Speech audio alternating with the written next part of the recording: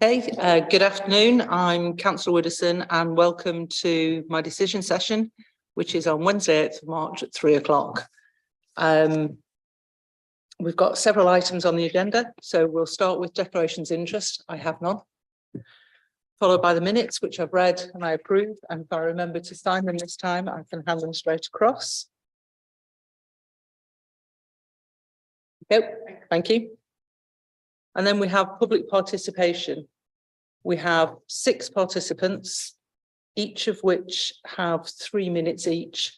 And looking at the order of the participants, what I'm going to do, if I'm allowed to, is reverse the order of the agenda, because the first 2 participants are on the E-petition, then we've got the local area plan, and then we've got the flood update, so we can reverse it. Is that okay? Yep. All right then. So if I could ask Tony Clark, who's remotely joining us, and you've got 3 minutes, Tony, and I'll give you a warning it's not a warning, it's just kind of a prompt. You've got 30 seconds to go. Okay, over to yourself, yep. Tony. Great, thanks there. The petition highlights the ongoing problems with the cleanliness and appearance of the city centre and the city generally, where pride and in large part identity are tied to the architectural quality and beauty of York's buildings and place in culture and history, the impression that it gives to residents and to visitors on which much of the local economy depends is how dirty and unkempt it is, how the everyday experience and environment falls far below what should be expected of our fine city when it comes to litter and attractive public spaces. Dame Judy Dench described our city centre as a rare jewel earlier this week. I don't think we're taking care of our rare jewel. Walking around it at the weekend, I was struck not only by the amount of strewn litter, but by the accumulated debris in gutters. Debris that couldn't have gathered in the past day or a few days, but months. In Piccadilly, there are thick deposits of congealed dirt and cigarette ends all along pavement curbsides. The surface water gullies and drains along the pavement were blocked with muck and trapped crisp packets, amongst other incorporated debris. And the exterior of the bins themselves was stained and caked with waste. Piccadilly is one of the first streets you see when arriving by bus and from the south and the east of the city, and it hasn't been swept properly or deep cleaned for many months. In Parliament Street, the side with the narrowest pavement was cluttered with bins and battered temporary wooden benches and hoardings that served only to make the central street untidy and unsightly, causing obstructions to pedestrians walking and wheeling along it. Like many residents, I'm less and less inclined to head into the city centre, as I feel more and more inclined to think that it is not a place for me or where I want to take my daughter. This weekend, I was there with my partner's family who were visiting for the day. I can't say honestly that I was proud of my city, and in fact, I'd say rather embarrassed by its condition. Businesses must be concerned too when they are reliant on attracting customers. They're struggling in circumstances where consumer habits are shifting towards online purchasing and with bankrupting increases to costs and overheads. There was, however, evidence of street cleaning taking place this weekend and council staff were on duty. And a report from the Director of Environment, Transport and Planning notes that bin provision has increased and operational changes to street cleansing have been implemented. These address some of the issues raised by the petition, but the accumulated debris and blocked gullies in Piccadilly and tattiness of Parliament Street suggests that it's not enough to meet and exceed the council plan's key objective. 30 seconds, please. To create a greener and cleaner city. York is not dirty because it is old, as I've heard has been remarked, but because the changes to the street cleansing arrangements don't raise standards high enough and achieve levels expected by residents, for visitors, and to enable businesses to thrive. Thank you. Many thanks. Your comments will be noted and discussed at later in the meeting. Thank you. Our next public participant is Dave Merritt, again remotely. Dave, you've got 30, you've got 3 minutes. If you want to start now. Thank you. I'd like to echo what Tony Clark's said. He's picked up on some of the issues that I wanted to raise, but I'd certainly echo the impression of the city centre as being dirty and not well looked after. I think one of the issues is the council used to do deep cleans, but it doesn't appear to be doing those anymore, or at least to not the same extent. So areas of pavements that are getting marked and liquids and dirt getting ingrained to them really make the place look quite dirty. But also the street cleaning schedules are clearly not complete or not being fulfilled properly, because in some locations like Coppergate up until recently, on the side with the cycle lane, clearly no cleaning was being done there, because you actually had considerable accumulation of leaves from the autumn fall. So it certainly hadn't been receiving attention. The bus stops in Piccadilly, the grates along there are actually completely blocked and full up of fag ends and other detritus. So someone needs to review the schedules much more carefully to see that we are actually addressing other areas. But the second point I wanted to make, obviously comments focused so far primarily on the main part of the city centre, but there are actually peripheral parts of the city centre that are experiencing problems. So like off Warmgate, Hope Street, and on the other side of the road, the council block at the left side gets litter that's blown off Warmgate, but they don't seem to be getting the cleans like other areas. Or near where I work, the top of Bar Lane, you'll find quite a lot of litter on the bar walls embankment there. Other locations like that dotted in and around the city centre, those secondary side streets that just don't seem to get the same attention as the main roads. Dave.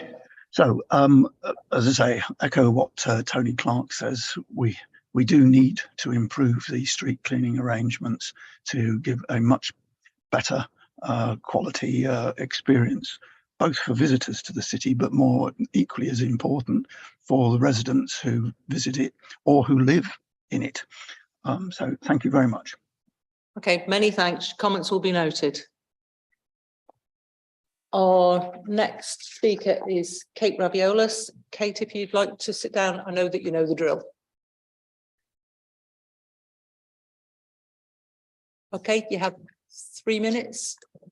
Thank you. Okay. It's really heartening to see the local area energy plan and to understand the scale of the challenge ahead of us. 73,000 heat pump installations in York equates to 11 heat pumps being installed every day between now and 2040. So it's massive.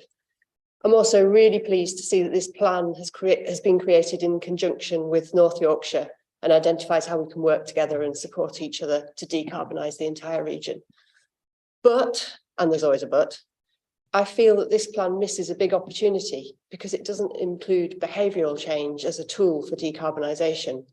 So the proposed plan calculates how our energy systems need to change based on everyone leading exactly the same lives that they lead right now. There are many lifestyle changes which could reduce our energy demand. They needn't result in a hair shirt existence. In fact, those behavioural changes to a lower energy lifestyle can enhance our lives and result in improved health outcomes and boost the economy. The Centre for Research into Energy Demand Solutions has produced lots of research that evidences this, with recent work showing that a demand for energy in the UK can be reduced by 52% by 2050, but whilst enabling improvements in quality of life. This report in front of us today outlines the cost in cold hard pounds, but I'd like to see a wellbeing model so that we can understand the health and societal and economic benefits associated with different energy reduction pathways. For example, energy impacts associated with different workplace scenarios, weighing up the impacts associated with home working, shared office spaces, different patterns of working hours, just to name a few. When it comes to transport, the plan states that it only considers decarbonisation of the existing transport system and that reducing vehicle use will be considered in a later piece of work. But there's a massive opportunity for reducing transport emissions with behavioural change. So supporting car clubs, improving public transport and active travel could completely remove the need for a significant proportion of the anticipated 91,000 electric vehicles and their associated charging points across York. The energy reduction that can be achieved with behavioural change needs to be explored at this stage because it's got the potential to alter our strategy for reaching net zero and our choice of prioritisations. Got 30 seconds. So Kate. I'm concerned that this plan lacks urgency. Why are we continuing to connect new build homes to the gas network? Why doesn't this plan factor in the need to train up a green skilled workforce? Crucial step if we've got any chance of insulating all those homes, installing the heat pumps and so on. This plan is a starting point, but I strongly urge you to revise it to explore the impact of using behavioural change to reduce energy demand and to investigate the well-being benefits associated with those different energy reduction pathways. Thank you. Many thanks, Kate. It will be noted and we'll be discussing it later. Thank you. The next public speaker is in the room. David, would you like to?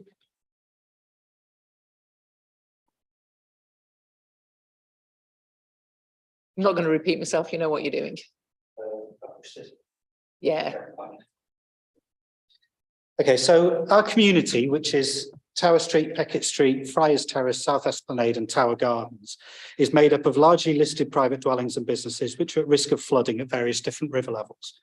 It's a complex system, a combination of direct river water, rising groundwater and water travelling along sewers and rainwater routes. The exact flooding level for individual dwellings varies between 4 and 6 metres, depending not just on river levels, but on many other local conditions. The dominant source of flooding is groundwater. The community is currently defended by temporary barriers and pumps at Tower Gardens and Peckett Street, which keep the groundwater level under control up to a river level of 4.7 metres. That's the height of the wall at the bottom of Peckett Street. This 4.7 metre level is a reduction from over 5 metre sandbag defences the council operated when I first moved here in 2011. The Environment Agency claimed that groundwater movement means raising flood defences above 4.7 metres on Peckett Street would not be effective. However, we know that higher defences save properties. We've experienced it. The sandbag wall above 4.7 metres prevented mine and other houses flooding. Those are facts. Our community believes that we should be defended above 4.7 metre river levels as we once were, and as we've long asked for this to be reinstated and improved. Recently, the Environment Agency has made a planning application to put a flood barrier across Tower Street. That puts our entire community on the wet side of a flood barrier. The application was littered with inaccuracies. For example, the agency claimed it was just a formalisation of an existing sandbag system, but no barrier has ever been erected across Tower Street. The Environment Agency made no assessment of groundwater for the new proposal, that's by their own admission in their application, and yet used groundwater issues as an argument to exclude raising existing defences at Peckett Street. Those same arguments, if true, would also render the new defences useless. This is irrational, and this irrationality has been pointed out not just by us, by a senior civil engineer on our behalf, but also by Richard Wells, senior flood engineer of the City of York Council. The agency have claimed that no additional properties will be flooded as a result of putting us on the wet side of this barrier designed to hold water in our area. The agency seem to believe that all property is already flooded at 4.7 metres, so they can claim that any impact doesn't add a number of properties to that, and that's just not true. There's many more examples of the inadequacies of this proposal on the planning portal in the numerous objections made by residents of our community. The 5-year plan and the massive investment associated with it has not benefited us at all today and may be about to do us significant harm. We have had flood protection levels lowered while the rest of the city has been defended to ever higher levels. The barrier across Tower Street was a complete surprise to all, including senior flood engineers at York City Council. There was no consultation. We feel like an abandoned community right in the heart of the historic city, and we need help to work on this. Many thanks. The points will be noted and we'll discuss them later. Many thanks. Our fourth speaker is in the room, Conrad. Thank you.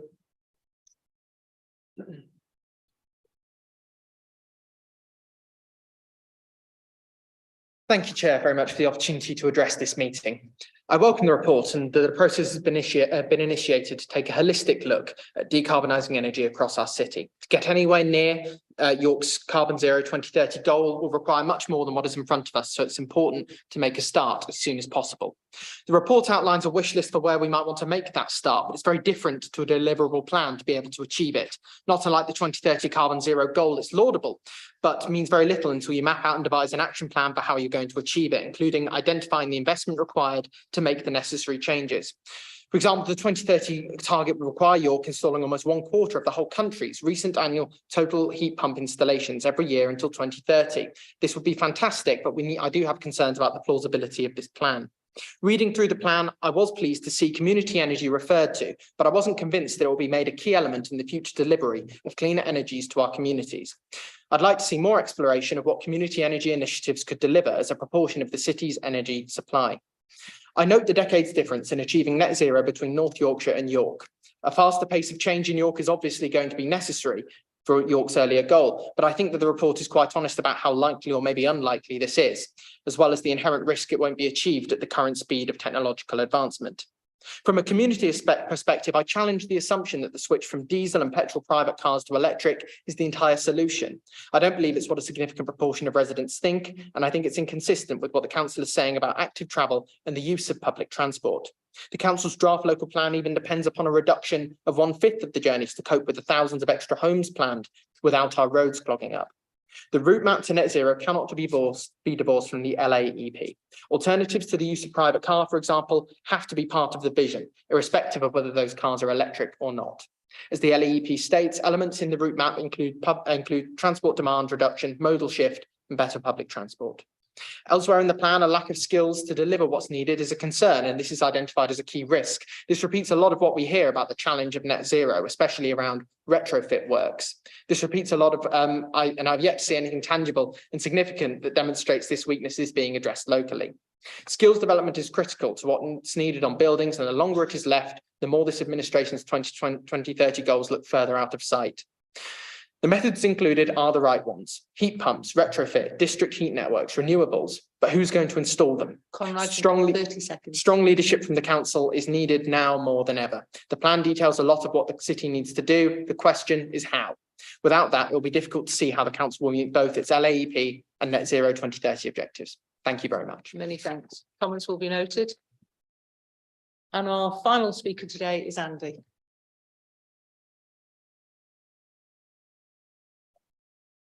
Am I on? Okay.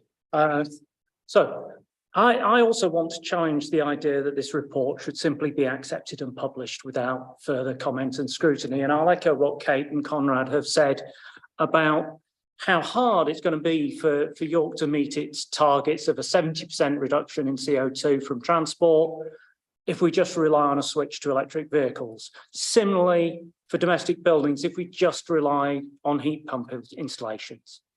A key problem with the report is that the process of prioritisation is not actually made clear. The modelling aims to identify interventions that deliver the greatest CO2 reductions per pound spent, including ongoing running costs and capital discounting, etc.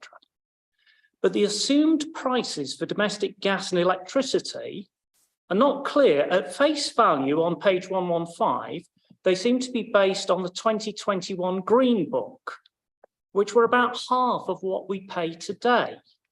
If that changes your whole model, garbage in, garbage out.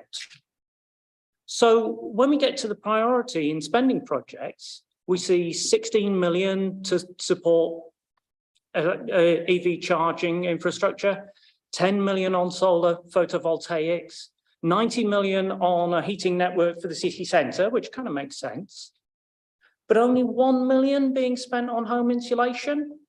And that spending isn't targeted at the areas which have the highest level of fuel poverty, as shown on page 144. Also, the report seems to have an inbuilt bias in favour of private motor vehicles, as we've heard. The big concern is households close to the city centre without off-street parking. And it seems to sort of just suggest maybe on-street electric vehicle charging. But the 2021 census shows that a large proportion, over 35% of households in these central areas, don't own a motor vehicle. A better long-term solution for York is going to be to focus on vastly improved public transport, car clubs, active travel, but these don't seem to be modelled. The cleanest energy is the energy that we don't use. If we really care about equality, health, and the climate 30 seconds, emergency, Andy. a much greater proportion of the projected spend should be going towards home insulation. So I urge the executive member to refer this report back for review, particularly with regard to the modelling assumptions and prioritisation of low regret projects, and possibly rerun the mathematical model with updated costs. Okay, many thanks. The comments will be noted. Ladies and gentlemen, are you staying or are you going? You're going. You're going to stay, okay. Okay, it was just so that David, you probably need to talk to the planning committee and actually take your concerns, if you've got concerns about planning, to the planning committee. I agree. The suggested by my local council that these concerns should be brought to you as well. Yeah, that's Because fine. beyond That's fine, but it's both, I think, will need to be involved. Are you going to stay for a while? Okay, we need to wait till the clerk comes back, otherwise I'll get my wrist slapped because I continued last time.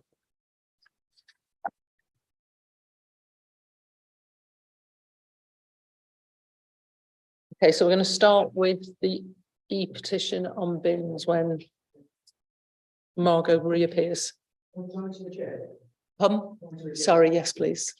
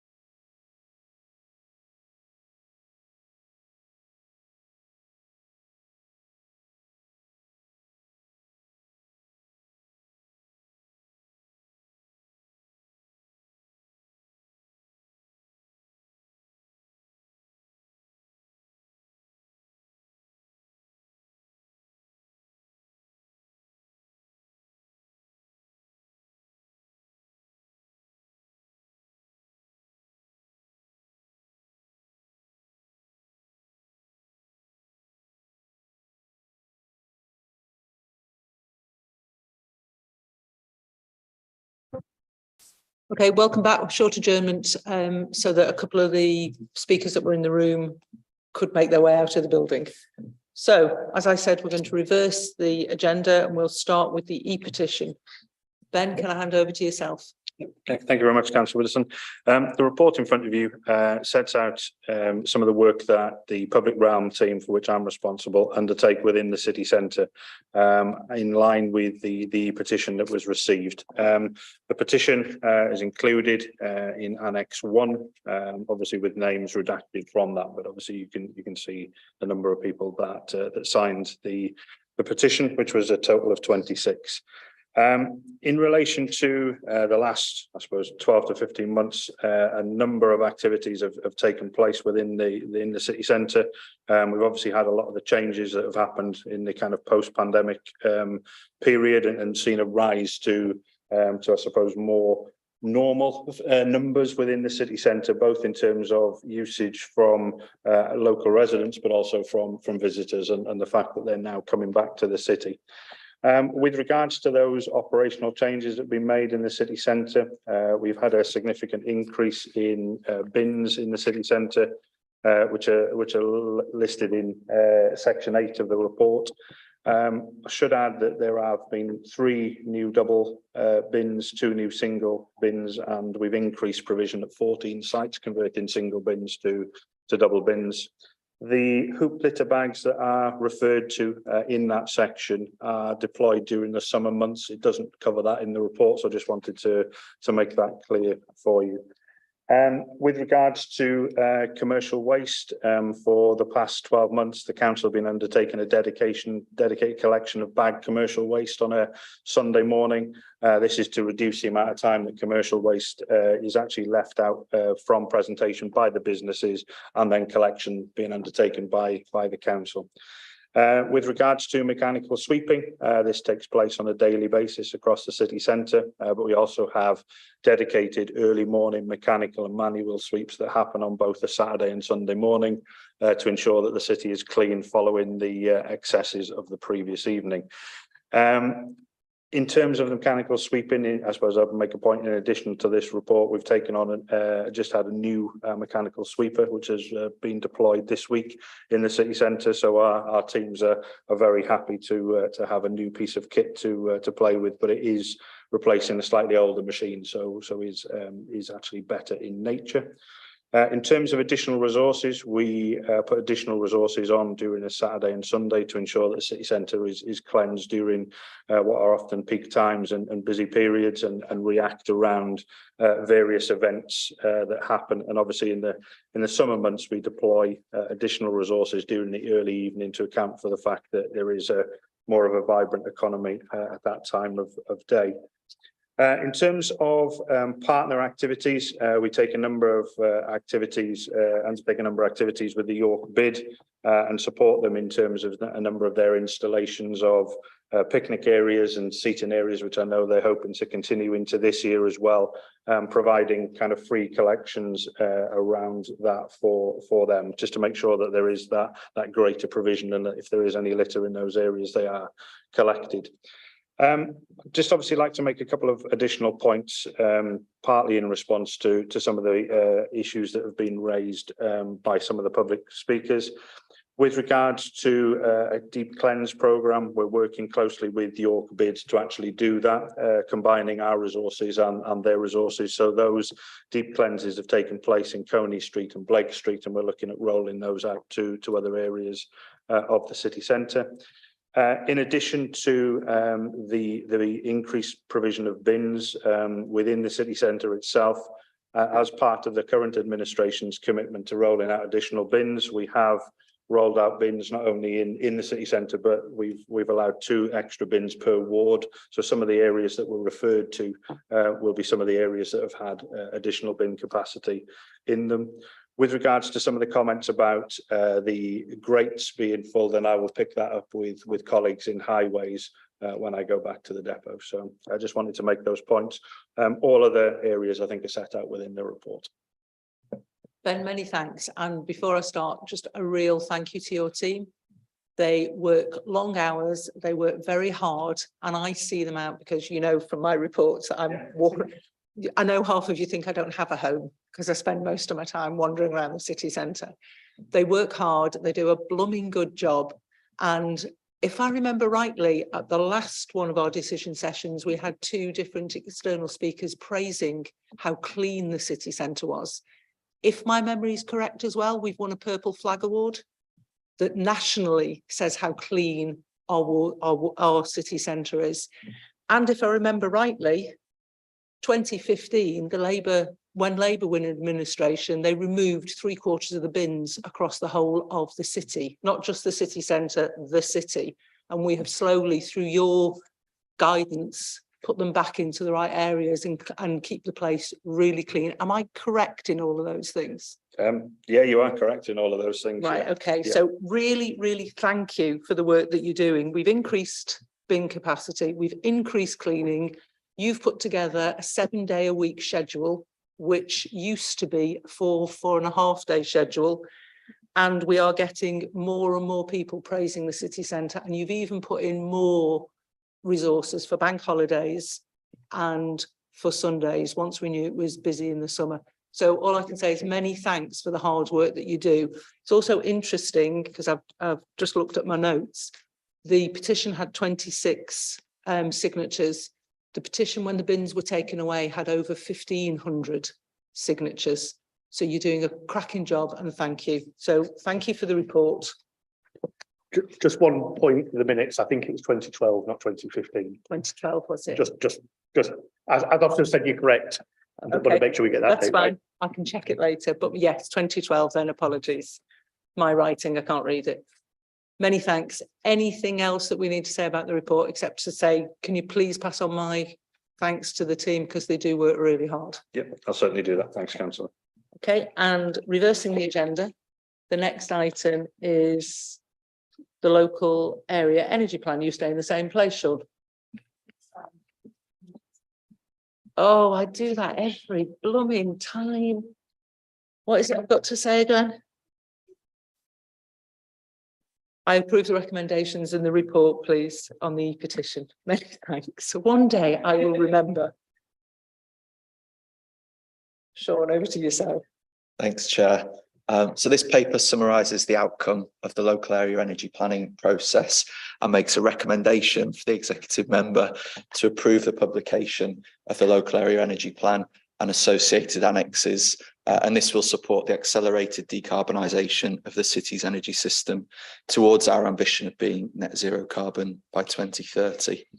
The paper outlines the importance of a local area energy plan in providing a holistic spatial approach to decarbonisation and presents a pipeline of investable projects to support our energy transition at best value for the council and for the city. While over 300 local authorities have now declared a climate emergency, we are one of only 18 across the country to have completed a local area energy plan. And I think this is an indication of how seriously we take our climate emergency declaration and commitment to net zero. The plan itself provides an optimised, cost-effective and evidence-based pathway to achieving our ambition. And it concludes a key action within our climate change strategy and action plan. Throughout the development of the plan, we've engaged a significant number of stakeholders, ensuring that the outcomes are robust, realistic and support a just transition to net zero. The plan highlights some significant challenges. These were raised earlier. There are requirements for 73,000 heat pump installations, new connections to district heat network, 44,000 home retrofits, new electric vehicles, and almost a gigawatt of large-scale renewable generation. But these also present significant opportunities for the city, creating new markets and employment opportunities, attracting inward investment, improving air quality, and making our homes cheaper and more comfortable to live in.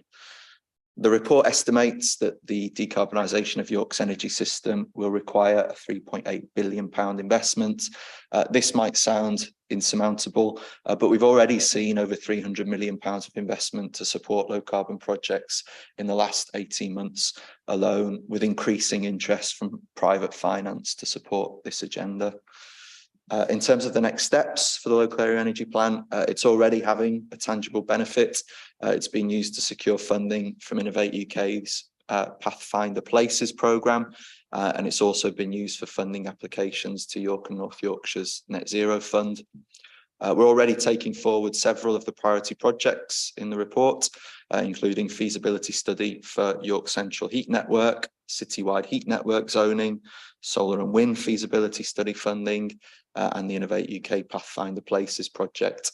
We'll also be hosting an event in the summer with an invitation to solution providers to take a close-up look at the challenges presented in the local area energy plan and collaborate on developing innovative solutions. A couple of points raised by the speakers and also by climate emergency and policy scrutiny, who wanted to quantify the carbon savings for the priority projects in the report. That's been done, and that was submitted as part of the evidence base for our net zero funding submissions. Local area energy planning, the process and the methodology is well defined, and behaviour change and lifestyle change and active travel are outside of the scope of that methodology.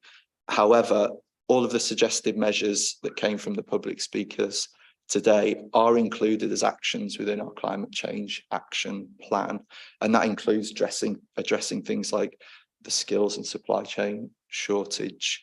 I do agree it's important to take a holistic approach to decarbonisation, and this plan will not be the full extent of the activity that will need to be delivered. Supporting community energy was mentioned. That's an explicit objective within the climate change strategy. Active travel was also mentioned. As said, that's out of scope for this report, but it will be addressed in the local transport plan. The modelling that was used is consistent with the agreed approach to local area energy planning. Production of this plan is a 7-stage process that puts stakeholder engagement at the centre of that. It's naturally time consuming because we want to reach the right people. The plan took over 18 months to produce. Energy prices have changed massively over that time. We could continue to rerun the modelling ad infinitum, but I think where we're at now gets us to a good place and it shows the direction that we need to continue to go. Okay, many thanks for the report. And what I was really, I mean, it's thorough. It is extraordinarily thorough. And I know that I've seen it several times and that you had to explain to me how it fitted in with all the other different strategies, because it is not standalone. It absolutely supports what's in the climate strategy and what's in the climate action plan, what is currently in, and then where will be developed for the local transport plan. And it also fits into other areas such as housing and flooding, because it is really extremely thorough. It shows where we've got to go. It shows the direction of travel, and we don't need it to the nth level, because otherwise we would keep rerunning the numbers, and instead of it taking you 18 months, I don't think we'd ever get there. So I think it's a great piece of work. What I also am really pleased that we can all agree on is it's part and parcel of a raft of other actions and activities, and the methodology you had to use in this means that it's comparable to other areas, which means we can compare across the UK where we all need to be going. I'm also aware, because if you ever get the opportunity, he takes you to some very, very interesting places for workshops. We went to a pub one evening with about 50 or 60 different people in, where we were talking about skills and retrofit and what you did and how you build that pipeline. This is not in here. That's in the climate strategy and the climate action plan, which shows you how they dovetail together. So many thanks for this. I think it's a great piece of work, and I approve the recommendation of publishing the report. Okay, many thanks. Okay, on to the last item, which is the York 5-year flood plan update. So over to Steve and Marilyn, please. Thank you, Councillor. I'll leave you to take my overarching paper as read aside. Yeah. Just mention a few bits, and I'll bring Marilyn in a second. The reports lists all the latest updates from the agency in Annex 1, which Marilyn will talk through, but just a few bits from the body of that document are the progression of the Germany Beck flood scheme is outlined in paragraphs 10, 11. And that application is now going to planning and is working its way through the planning process. So hopefully by the time of the next meeting of this type, we'll have some further progress from the planning phase. Millennium Bridge is referenced in paragraph 12.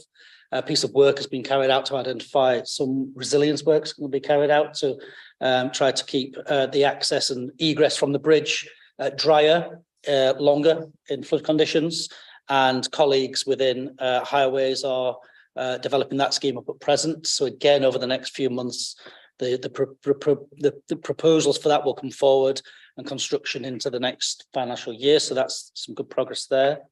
Paragraphs 13 through 15 identify the progress on the Flood and Coastal Resilience Innovation Programme, which we've talked about in previous meetings. So our work is looking to incentivise and target natural flood management across the Swale, Ure and Nid catchments. Some great progress since we last met there, more work in the modelling and our work to actually develop a benefit system that can be used to target the grant funding that we have within that programme. Partners within Natural England and the Yorkshire Dales Rivers Trust have started to recruit some of these supporting roles. Unfortunately, though, we have lost our project manager since we last met in late January. Phil Delaney, who has been to this meeting on a few occasions, took on an offer from another organisation and moved on, which was a great shame for the project. He's progressed the project really well, but I'm pleased to say that within the next 2 weeks, I will be receiving a new project manager into the role, and I'll leave them to come to the next round of meetings to brief further. So some good progress there.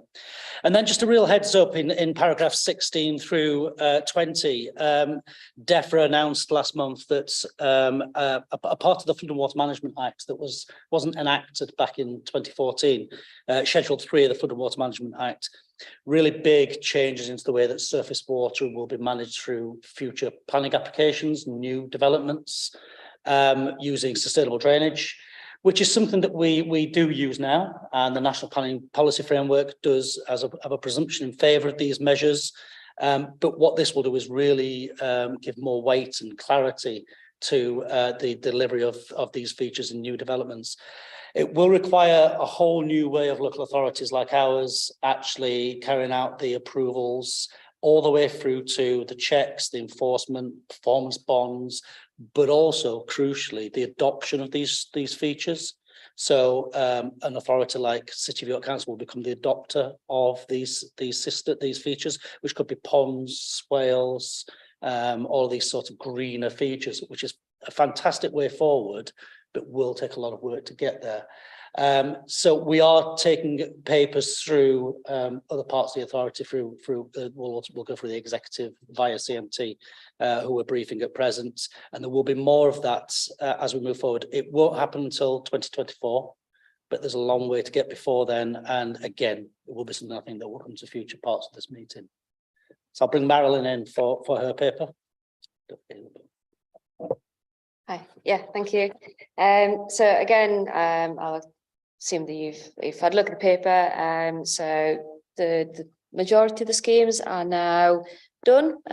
So there's still a little bit of wrapping up to do with making sure everything looks as well as we'd like it to. We've still got the two big schemes that are ongoing. So that's Clifton, which is the storage area just inside the ring road, and then the new storage area that we're building up near Strenshaw. So that's been on pause for the winter period because the groundwork's been unworkable, and now we're going to start again come spring. So things are going well. On the PFR front, things are moving apace. So we've installed now 27 properties, mainly in the Neighbourne and Newcastle and Albis areas, because they were surveyed first. And generally, the feedback we're getting from our homeowners is that they're happy with the installations, they're neat, they're tidy, they're fit for purpose, and they're really happy that they got lightweight barriers now, rather than we had a couple of that were having to move sandbags in when waters were up. So yeah, some pleasing news coming from some of our residents, which is good. So I'll talk in a sec with Mr. Larkman and some of the issues there. And on trees, we've now planted all our trees. I think it's due to complete next Tuesday, but a lot of those sites have been with their own issues of bird nesting and winter and frost and everything else that's come at the wrong time, but we're good. So everything's going. So yes, we have submitted a planning application for the scheme at F1, which is an extension of the Foss barrier works. So the main purpose of the scheme is to prevent water from outflanking the Foss barrier. So essentially going back into the Foss and then just being pumped back around. So that's the primary purpose of that planning application.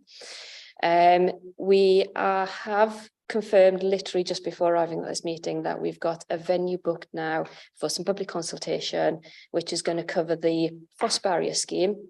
It's going to directly address some of the concerns the residents in the Kingsaith South Esplanade location have, and we've got our contractors from PFR going to come along to demonstrate some of the products and some of the things that are on offer that we can provide, and an opportunity for residents to speak with ourselves, speak with our contractors. I haven't managed to get them here to this meeting. We couldn't get our consultants here, but we will have that in place for you for the 21st, which is Tuesday, the 21st of March.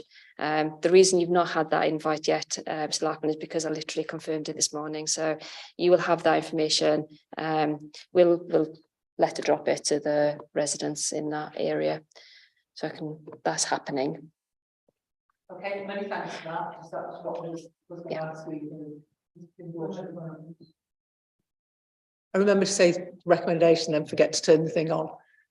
Many thanks, Marilyn, because that was one of the areas that we did need to address. Steve, do you want to add?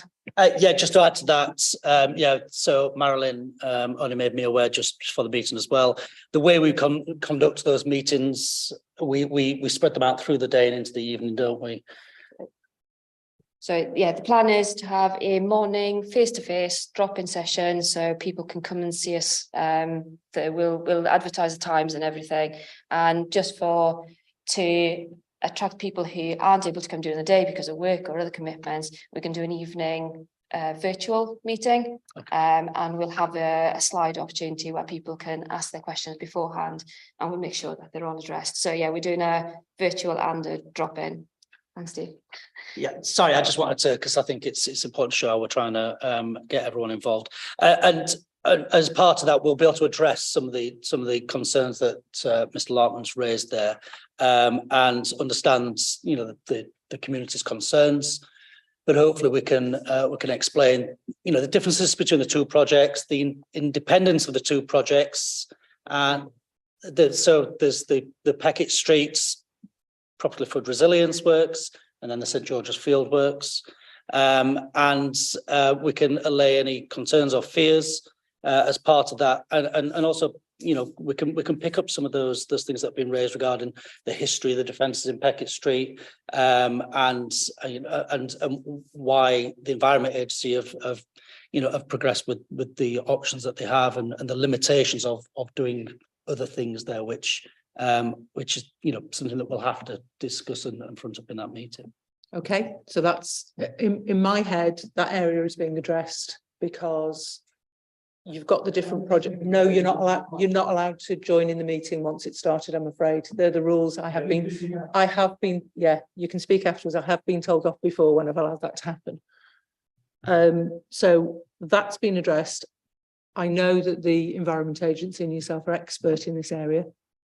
So I'll be guided by you, and the communications is critical so that everybody understands what's happening and understands what the evidence says about how you make everybody, how you better protect everybody.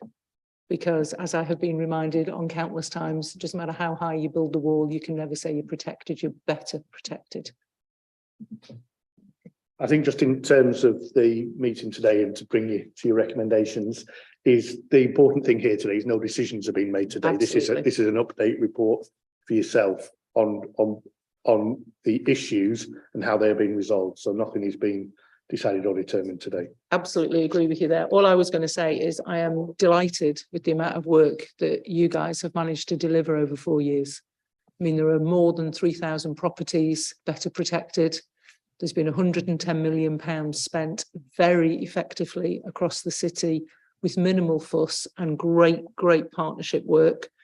The natural flood work that you are doing is groundbreaking and should help the entire city because it slows the flow down the entire way instead of it coming and us then putting it onto Selby. And the fact that you've actually managed to try to plant 5 trees for every one that you've taken down, I never thought we'd get there because of the weather, because of the other issues that are going on. So I think it is a great report and worth noting. So I agree to note the report. Okay. Right, I don't have any urgent business. So if there is nothing else, I'd like to close the meeting. Many thanks.